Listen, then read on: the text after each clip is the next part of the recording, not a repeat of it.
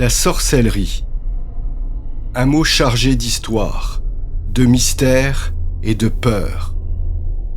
Mais d'où vient-elle vraiment ?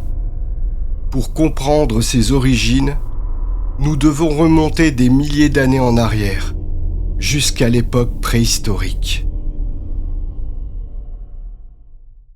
Les premières traces de pratiques magiques apparaissent il y a environ 40 000 ans.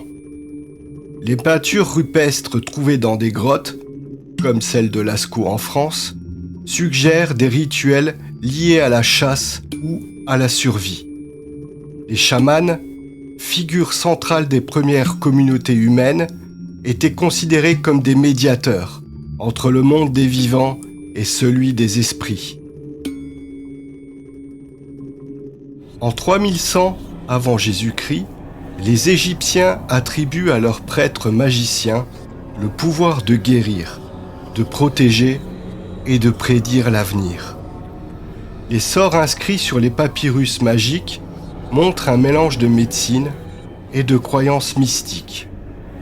Plus tard, dans la Grèce antique, on retrouve des figures comme Circé, décrites par Homère au 8e siècle avant Jésus-Christ, qui symbolisent la magie et le danger.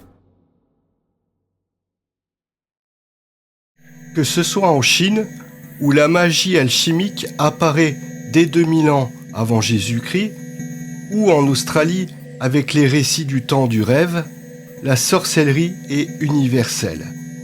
Elle traverse les cultures et les continents, évoluant selon les besoins et les croyances de chaque civilisation.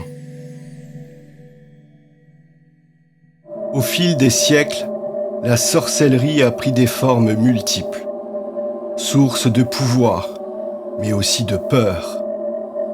Dans le prochain épisode, nous verrons comment, à partir du Moyen Âge, elle est devenue l'objet de persécutions féroces. Rendez-vous dans le prochain épisode pour plonger dans l'Europe médiévale et découvrir les racines de la chasse aux sorcières.